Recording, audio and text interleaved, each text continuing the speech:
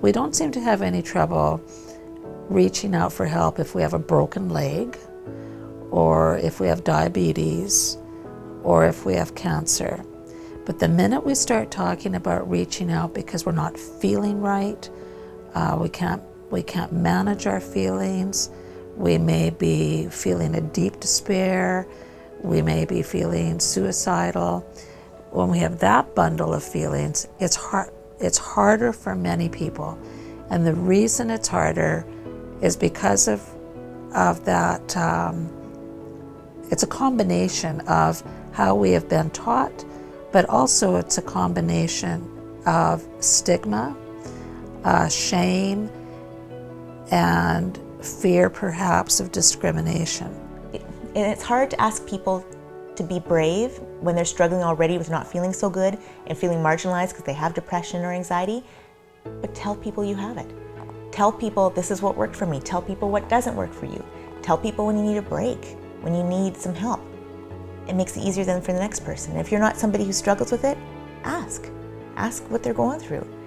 Don't be that person who says, you have anxiety, why would you worry about stuff? Just don't worry. Instead say, well, how's that feel? Like, what is it that triggers you? What is it what makes you feel better? How can I help? St. Albert's a very giving community, and as a result of that, I anticipate there to be all kinds of support for mental health of all sorts, children's mental health, adult mental health. We're all touched by it in some fashion, so we always look forward to the community gatherings that we have. We look forward to making sure that the support that is gathered and gained through events like this all ultimately turn into support for people. The Safe Society's been around since 1989. We were founded by a group of citizens concerned with the amount of domestic violence that was happening in the community. We are not a shelter program, we are a counseling program, clinical counseling for victims and offenders, anyone, women, children, men, seniors that are dealing with domestic violence. In St. Albert, we find domestic violence definitely exists, but we're really good at hiding our social issues here in St. Albert. We do 70 hours per week of counseling for domestic violence, and we're full for 70 hours a week with our programming for domestic violence. Psychological difficulties that we see in the clients that we work with regarding domestic violence, post-traumatic stress disorder is very common.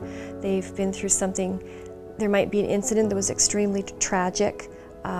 There might have been weapons involved or the police involved, or there could have been a serious incident where the children were put at risk. So we have clients coming in with post-traumatic stress disorder dealing with one incident that might have happened, or we have clients that are dealing with years of physical abuse, emotional abuse, sexual abuse, and we're working with those clients that have some past trauma that they need to work through with our therapists.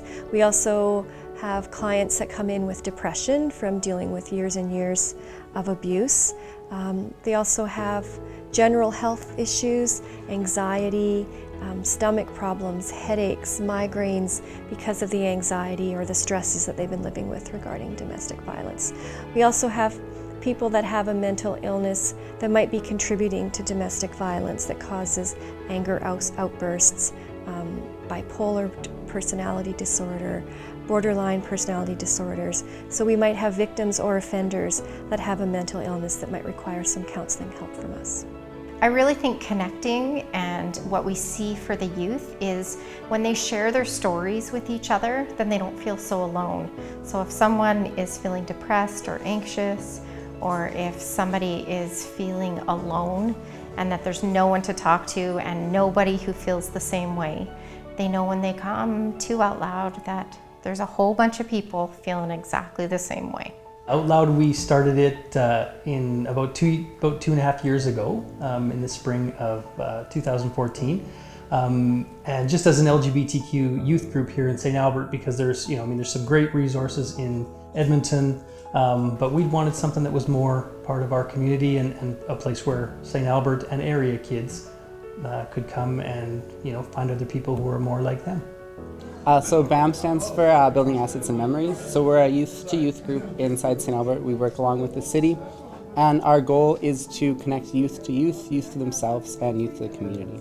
BAM has created an environment for youth in the community to have a place to go when they need help or when they're facing mental health issues or having, there's dangerous activities going on. People are using it as a support group, and everyone is so accepting no matter what school you go to, no matter where you are in your life, no matter what grade you're in, everybody is included, and that's a huge goal of BAM, is to break down those social boundaries and walls and to make everyone feel included. I think community organizations are essential. I think, obviously the provincial and federal government can establish large systems within which, the smaller organizations operate, but it's the ones on the ground in the community, that know the people, that know the unique challenges in each community that make life livable, really, in many cases. And I think without these community-based organizations, so many people would fall through the cracks. I think people are so offended by mental illness, let alone by death, that it's hard to talk about. And I think if we make it more okay, we will decrease the instance of suicide, but we have to be okay if people do die of it, if they do die of their mental illness. It can't be something that is swept under the rug or that people are embarrassed about. And I know when Kaylin died, and I'm sorry if I get teary, but I mean, when he was sick, we'd always talk about it, and he'd say, "Mom, what will I tell people that I've been in hospital?" And I said, "Hon, I think we should walk our talk. Like, we're big, advocates of mental illness. You have to be able to walk your talk. So it's up to you what you tell people." I mean, he was 17 at the time, but 18. I said, "I'm going to talk about it. I'm not ashamed of you. You've got mental illness. It's okay." And when he died, I came home and I said to the family, "I'm not going to lie about this," because so many people do that. I mean, in the past, how many people did we know die of suicide? There was always another reason, right? Always shushed up. But he died of suicide. He died of his depression. His heart couldn't do it anymore. We perhaps avoid it or don't understand it until it touches us. And so St. Albert has a history of when we're touched, we rise up. And this is just another example where we're all touched in some fashion, so we're all going to rise up in some fashion.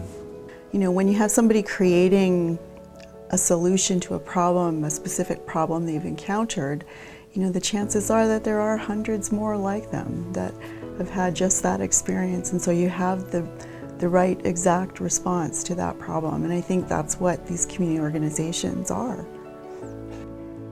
When you know there's a need and you choose to look away, we try to set that example for our kids about giving to others. So we knew we had to do something. Mia needed something, and we knew if Mia needed something, others needed something.